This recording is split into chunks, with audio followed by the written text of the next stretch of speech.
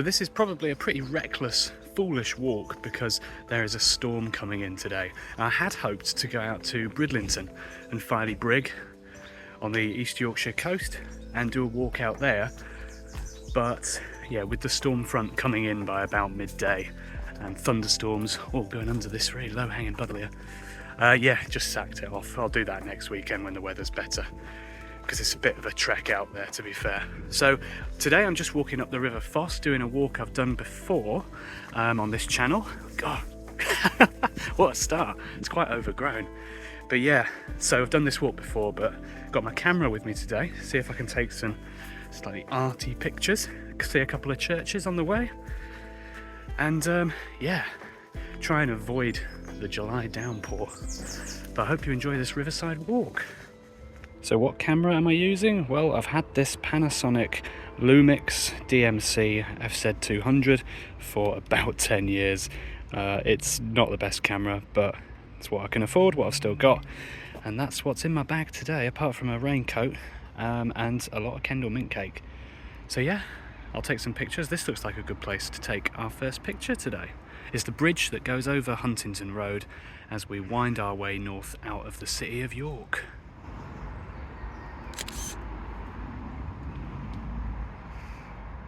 So just over that bridge, we're coming past Yearsley swimming pools, which are an early 20th century old public bath and swimming pool with a bit of a modern extension. And then over the road from that, you've got the old chocolate factory, which is being converted into new flats. That's not finished yet. That'll complete fairly soon. We know someone who's got a deposit down in one of those, so that'll be interesting to see how it all turns out. And then it's pretty residential down this bit of the River Foss. As you can see, there's, well, you might be able to see quite a few sort of mid-century houses here with lovely little jetties that overlook the river. But then we get out to the model village, sort of New Earswick way, and then we're heading out the city proper, so it gets a bit nicer there. But I'll take a few photos as I go. Saw a nice modern building there which I stopped to take a photo of. I'll put in the picture here.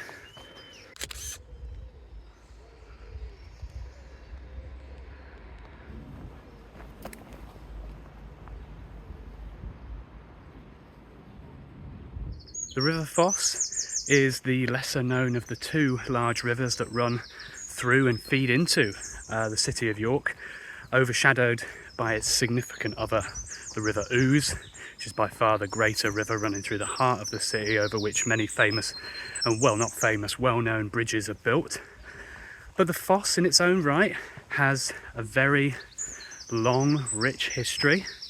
Foss, possibly the etymology of that is the fossa, which may mean ditch. Some other Norse sort of Scandinavian influence meaning that might mean waterfall. I'm not a linguist. But one day I'll do a video on the bridges of York, some of which do go over the River Foss. So that'll give me the opportunity to tell you a bit more about the history of the Foss and how it has literally shaped the city of York. You think of Foss Islands, which had to be drained. Yeah, so that'll be an interesting series of videos that I've been meaning to do for a while. So this will prompt me to go and do that. Anyway, I just need to enjoy this walk for today.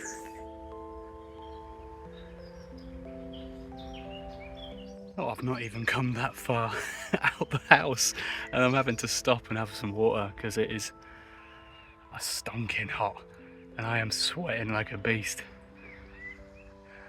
Man. It's gonna get stormy later, I can tell.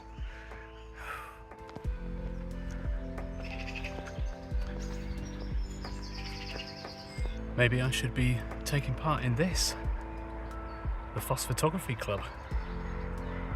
This is such a wild part of the river here. These massive rows of thistles with bumblebees and hoverflies and all sorts. Just having a field day, literally. Well, we're not in a field, but you know what I mean. And now we're going to join Haxby Road just for a little bit until we get into New Earswick, and then we can rejoin the River Path. River Path? Path. River Path.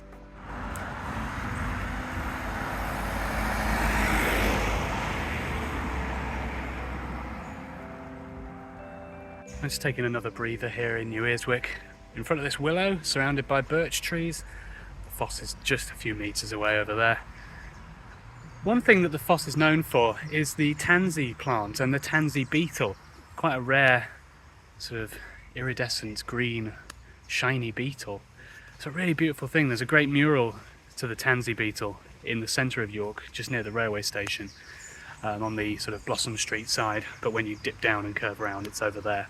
I'm sure you might have seen that if you know the area. I don't know where they all are. When I've done this walk before, there's always been quite a few down here, the tansy plants, but I've never seen the beetle. The other evening we went for a walk, my partner and I, around St John's campus, the university, pretty much, well, not far from where we live. And they've got loads of these hedgerows through some of the driveways of a load of lavender. It smells gorgeous, but there's loads of beetles on there at the moment, called rosemary beetles. And I thought that they were the tansy beetles, and my dad, who knows more about this sort of stuff, told me that they weren't tansy beetles. So anyway, the search for the tansy beetle continues, but it doesn't look like I'm going to have much luck today because I can't even see where the tansy plants are. Never mind. Having said that, I think this might be a tansy plant. I don't really know enough to tell. Well, that's a ladybird, that's not a tansy beetle.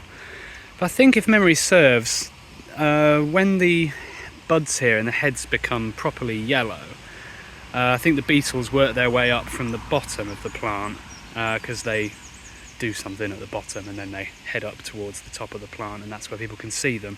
But I don't know enough about this sort of thing really, but one day I'll see one. Not today though. Obligatory late Queen memorial tree. Every community's got to have one.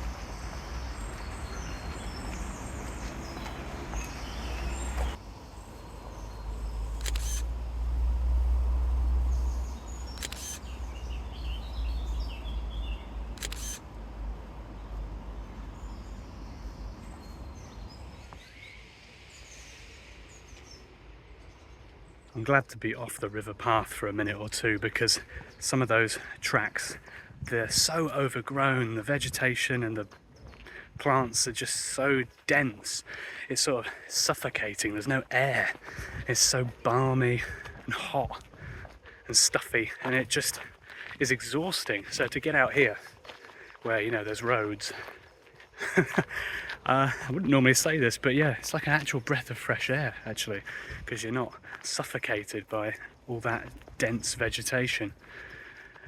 Whew.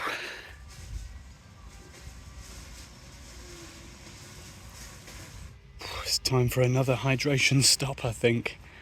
Nice in the shade of these trees in New Earswick, and the river just there, so we are sticking to it. And we'll head off to Huntington that way. I don't know where the storm is coming from. I really can't, well, I mean, when I'm not sat under the trees, I can't, oh, there's clouds over there actually, so it might be coming in soon. Oh, it's probably quite loud with all these leaves. But yeah, if we get to Huntington out that way, walk the river, see the church, as long as we get there, then that will be good. A good day.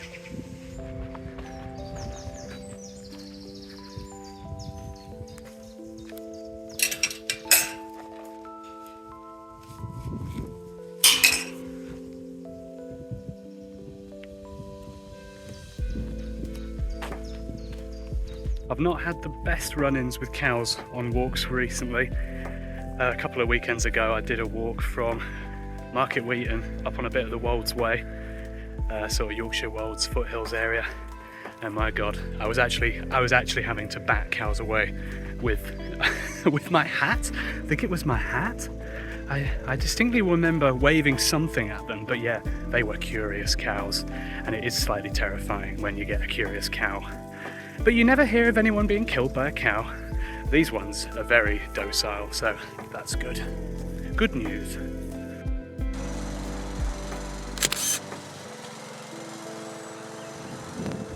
Hello there, sir. How do you do? Enjoying the river, sir? Thank you, sir. Goodbye.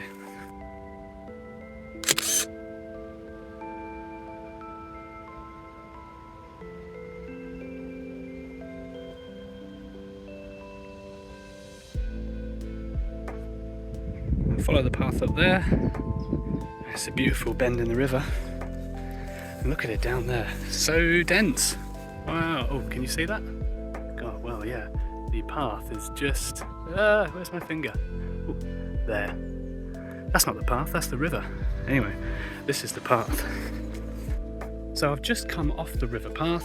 That little bend in the river there was called Willow Bank, I think. That's what the public footpath signs are saying. So now we're at the car park in front of All Saints Church, Huntington.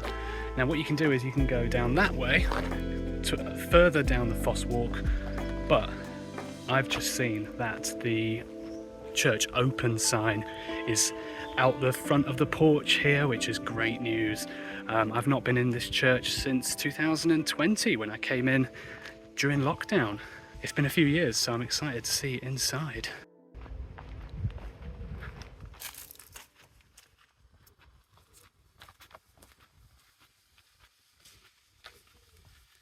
Gorgeous day, there's the War Memorial.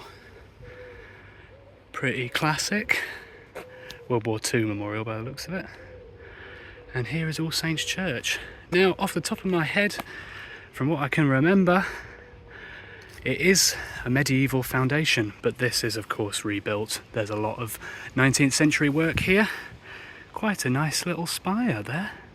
I've often admired it, but this bit of the chancel here is late medieval. I want to say 15th century as a safe bet. But what I do remember is that a bit of it, you can actually see where the division of the original late medieval building and then this westerly part is all renewed and more modern. Now, where is that break? I think it's just here where this buttress is, because this priest's door, and is that a low side window? It could be. That to me looks like where the masonry break is. Possibly here with this tracery of this modern window, new gutter. Yep, I think that's where it is. The Pevsner's Guide tells you more about it, but let's head in. Oh, another memorial cross. Is that an earlier cross shaft there? I cannot remember for the life of me. So I'll stop speculating and let's head inside. Oh, I'm excited about this.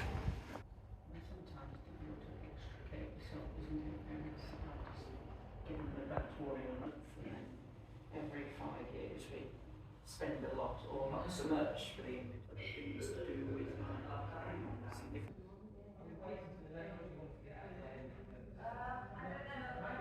So the reason the church is open is because there's a bell ringing competition. There's about 30 people here already, which is great news. I heard the bells ringing earlier on the approach, but they've let me have a look around, so it doesn't start till 11 o'clock. So this is where that break is in the chancel. You can see there the old medieval masonry, roughly cut, and then around where the window starts, the masonry becomes a lot clearly banded and a lot more cleanly cut. And there's the priest door and very basic sedilia. Nice to see the candles lit on the altar. I think this pulpit might at one point have been a sort of wine glass type, similar to that All Saints pavement in York, and it could be by the same craftsman. But why it's sunken into the ground here is really unusual. But it's a great piece of carving, great piece of woodwork.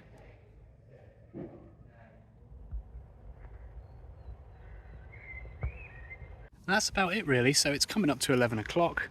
Bell ringers have packed out the church. It's time for me to wrap up this short walk, particularly because the wind has gone completely, so I think that storm is approaching.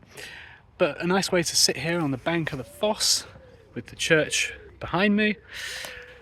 And yeah, I don't know where I'll go next. Do another video somewhere.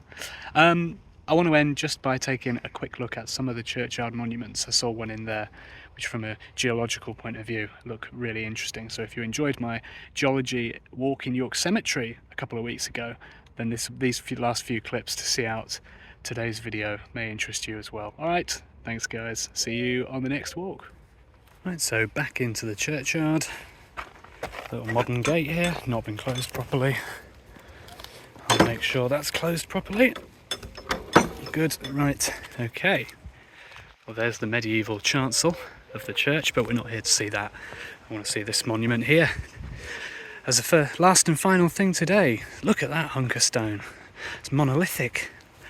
So this says, in memory of Dorothy, third daughter of William Driffield of West Huntington Hall, died 1893, of course, also aged 17, also of Lieutenant William Driffield. His eldest son accidentally drowned in the Swan River, Western Australia, on the 3rd of March 1895, aged 26, buried at Perth.